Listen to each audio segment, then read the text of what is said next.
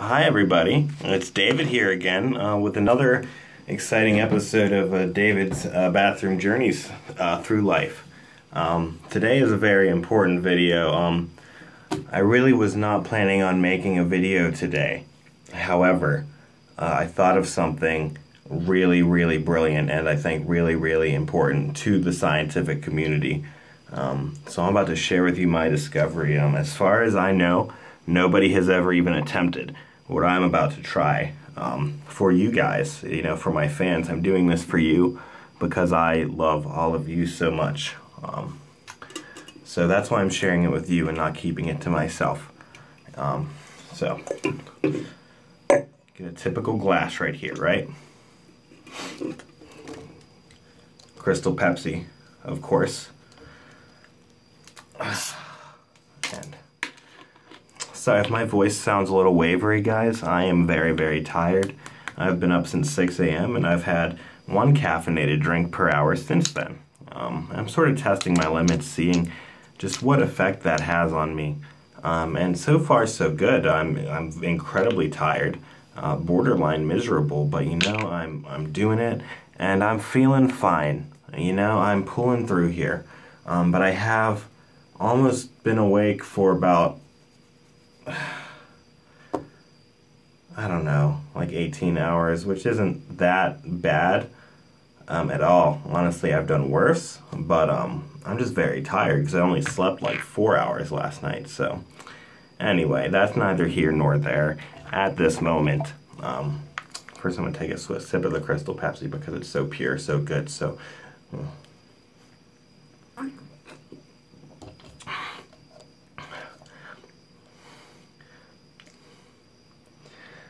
okay, I'm really scared about what I'm going to do here because, as I said, it has not been attempted before by any human, and I don't want to disrespect Crystal Pepsi at all. Please know that what I'm doing is not disrespectful. It's progressive in the name of science. So I'm going to pour this into a glass. And I'm going to drink it.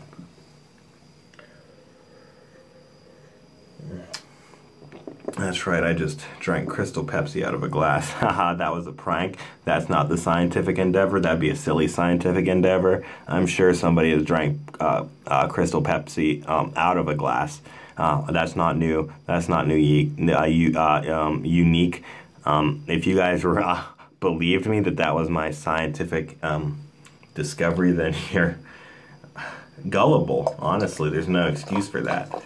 I am going to do a little bit more. Here is the true scientific discovery behind this. Please wish me luck. I do have to preface this by saying, as I told you already, I have been drinking one highly caffeinated beverage an hour, be it coffee or energy drinks. So naturally, that is where I got the idea for this brilliant endeavor. Here it goes. Here's the big reveal. I'm going to make this more special. I'm going to get a towel to cover up what I'm going to do. Okay. Is everybody ready for what's about to happen?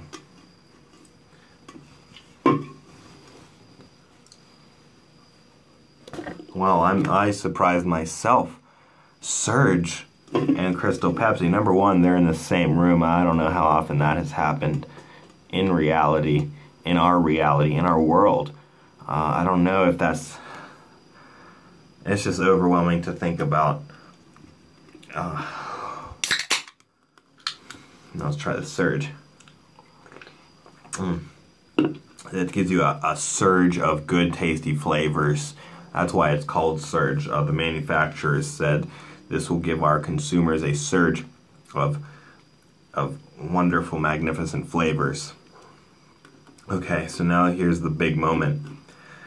I, David Matthew Seddon, am going to pour Surge into Crystal Pepsi. Brace yourselves. Wish me luck. Who knows what's going to happen.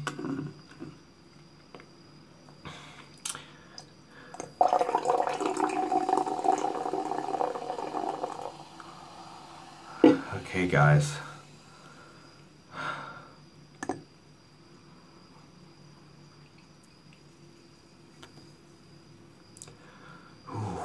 It has lovely aromas to it. It smells like, I'm getting, if you were like to mix Surge with Crystal Pepsi, that's exactly what this smells like.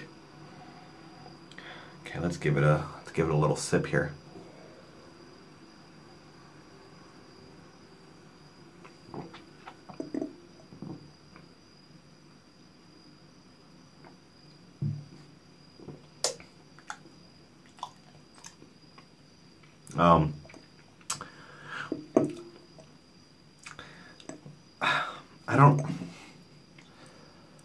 I think I just realized something. This tastes almost exactly. No, actually, hold on.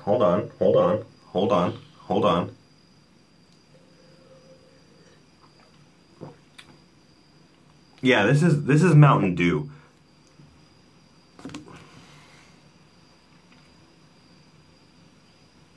This is how they fucking have been making Mountain Dew all these years.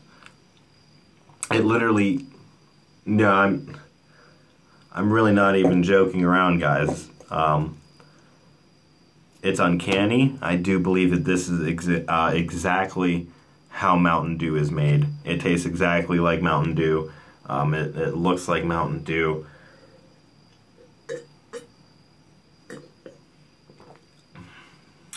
Dude, that shit's Mountain Dew. So maybe I'm not the first human in the world who does this. The fucking Pepsi overlords have been secretly keeping Crystal Pepsi all these years so that they could mix it with Surge in order to create Mountain Dew. And it's disgusting that we have to find out this way. I mean, did they think that nobody was ever going to mix Mountain Dew and Surge together? I mean, Crystal Pepsi and Surge together? It's just mind-boggling that they think they can get away with this sort of shit. Cleaning your ears feels good in the wee hours of the morning. I do suggest it. The best time to clean your ears is after you have been up for a significant amount of time. Because your ears get gunky as the day goes on, and it's just once you finally hit that sweet spot, it's good. It's pure. Okay, now I am going to attempt something else really quick.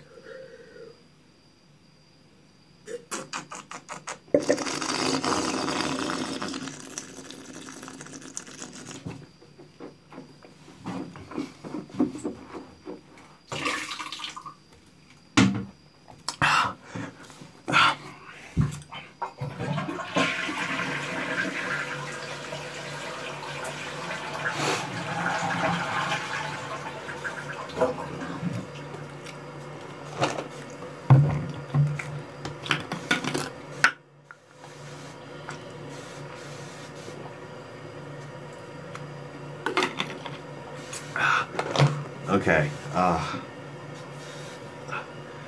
now I have to do what must be done, and you all know what must be done.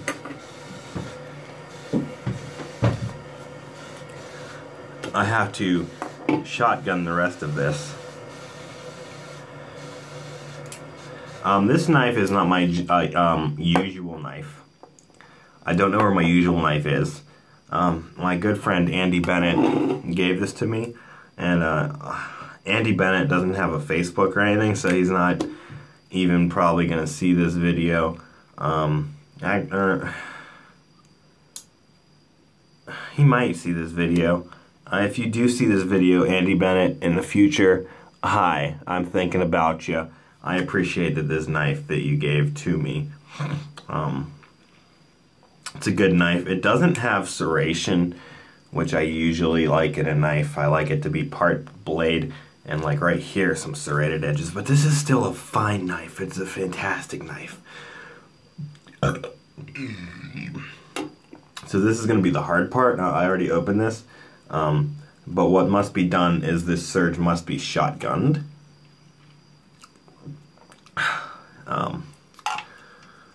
So that is really, oh man, this knife is not very sharp, and I'm not blaming that on the person who gave that to me. Trust me, I'm not blaming that at all on the person who gave it to me. But I do want to say, if you're going to give somebody a knife, make sure it's sharp. It's just common courtesy. Again, I'm not blaming he who presented this to me. I am just saying, for future reference, if you give your buddy a knife, sharpen it for him. Oh no.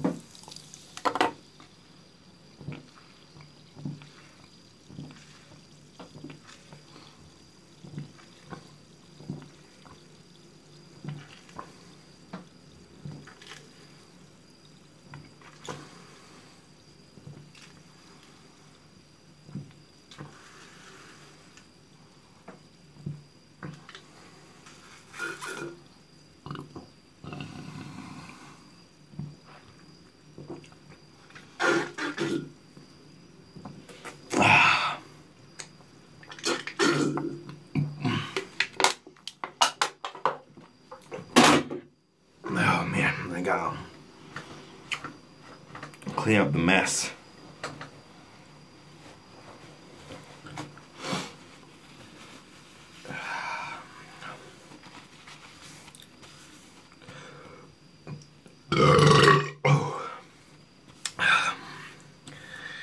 There's still more mess. The irony is I covered this up with the serge, and now this is going to be covered in serge, insurgency, like Iraq or Iraq. Okay, well, now is the time of the video where I expose you to some literature.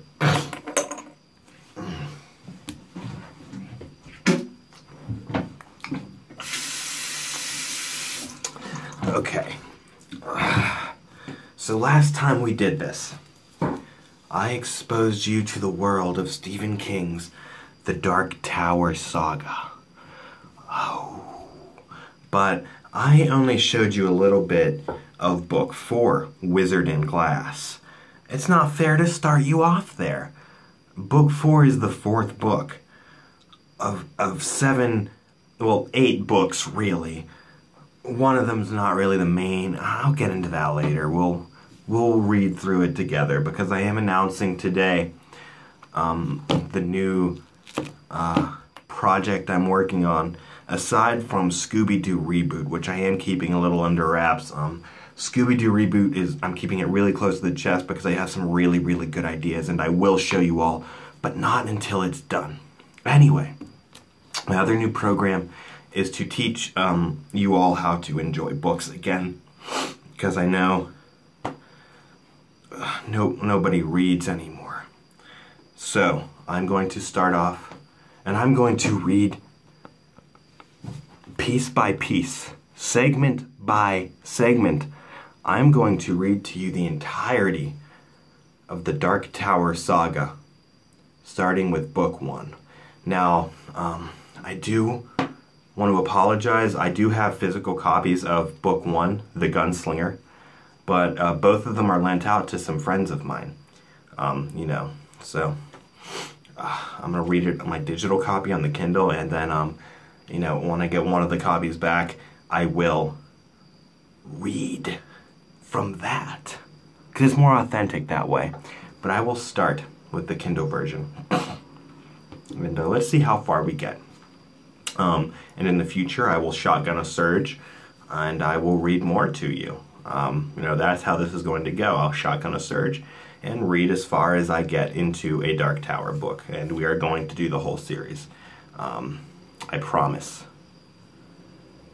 This might take a couple years, to be honest with you. It's not going to be a quick thing. You know, we're gonna get through the gunslinger together pretty quickly, but still mess. Oh. We're going to get through.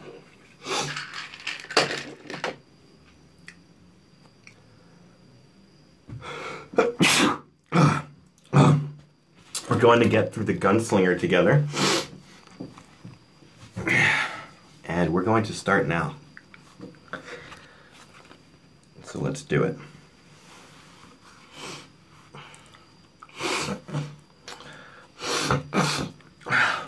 The Gunslinger, and there's a little picture for you to look at. Chapter 1, The Gunslinger. The man in black fled across the desert, and the gunslinger... Let me start over. Chapter 1, The Gunslinger. The man in black fled across the desert, and the gunslinger followed. The desert was the apotheosis of all deserts, huge, standing to the sky for what looked like an eternity in all directions. It was white and blinding and waterless, without a feature save for the faint, cloudy haze of the mountains which stretched themselves on the horizon, and the devil grass, which brought sweet dreams, nightmares, death. An occasional tombstone sign pointed the way. For once the drifted track that cut its way through the thick crust of alkali had been a highway. Coaches and buckas had followed it. The world had moved on since then. The world had emptied. The gunslinger had been struck by a momentary dizziness, a kind of yawing sensation that made the entire world seem ephemeral, almost a thing that could be looked through. It passed, and, like the world upon whose hide he walked, he moved on. He passed the miles stolidly, not hurrying, not loafing. A hide water bag was slung around his middle like a bloated sausage. It was almost full. He had progressed through the Kef over many years, and had reached perhaps the 5th level. He had been a manny holy man. I'm sorry. Had he been a manny holy man, he might not have even been thirsty. He could have watched his own body dehydrate with clinical, detached attention, watering its crevices and dark inner hollows only when his logic told him it must be done. He was not a manny, however, nor a follower of the man Jesus, and considered himself in no way holy. He was just an ordinary pilgrim, in other words, and all he could say with real certainty was that he was thirsty. And even so, he had no particular urge to drink. In a vague way, all this pleased him. It was what the country required. It was a thirsty country, and he had, in his long life, been nothing if not adaptable. Below the water bag were his guns, carefully weighted to his hands. A plate had been added to each when they had come to him from his father, who had been lighter and not so tall. The 2 belts crisscrossed above his crotch. The holsters were oiled too deeply for even this Philistine sun to crack. The stocks of the guns were sandalwood, yellow, and finely grained. Rawhide tie-downs held the holsters loosely to his thighs, and they swung a bit with his step. They had rubbed away the bluing of his jeans, and thinned the cloth, and a pair of arcs that looked almost like smiles. The brass casings of the cartridges looped into gun belts, heliographed in the sun. There were fewer now. The leather made subtle creaking noises. His shirt, the no color of rain or dust, was open at the throat, with a rawhide thong dangling loosely in hand-punched eyelets. His hat was gone, so was the horn he had once carried. Gone for years, that horn. Spilled from the hand of a dying friend. And he missed them both. He breasted a gently rising dune. Although there was no sand here, the desert was hardpan, and even the harsh winds that blew when dark came raised only an aggravated harsh dust like scouring powder. And saw that he had kicked the remains of a tiny campfire on the lee side, the side the sun would quit earliest. Small signs like this, once more affirming the man in black's possible humanity, never failed to please him. his lips stretched in the pitched, flanked remains of his face. The grin was gruesome, painful. He squatted. His quarry had burned the devil grass, of course. It was the only thing out here that would burn. It burned with a greasy, flat light, and it burned slow. Border dwellers had told him that devils lived even in the flames. They burned it, but would not look into the light. They said the devils hypnotized, beckoned, would eventually draw the one who looked into the fires, and the next man foolish enough to look into the fire might see you. The burned grass was crisscrossed in the now familiar ideographic pattern and crumbled to gray senselessness before the gunslinger's prodding hand. There is nothing in the remains but a charred scrap of bacon, which he ate thoughtfully. It had always been this way. The gunslinger had followed the man in black across the desert for 2 months now, across the endless, screamingly monotonous purgatorial wastes, and had yet to find spoor other than the hygienic, sterile ideographs of the man in black's campfires. He had not found a can, a bottle, or even a water bag. The gunslinger had left 4 of those behind, like dead snake skins. He hadn't found any dung. He assumed the man in black had buried it. Perhaps the campfires were a message, spelled out one great letter at a time. Keep your distance, partner, it might say. Or, the end draweth nigh. Or maybe even, come and get me. It didn't matter what they said or didn't say. He had no interest in messages, if messages they were. What mattered was these remains were as cold as all the others. Yet he had gained. He knew he was closer, but he did not know how he knew. A kind of smell. Perhaps. That didn't matter either.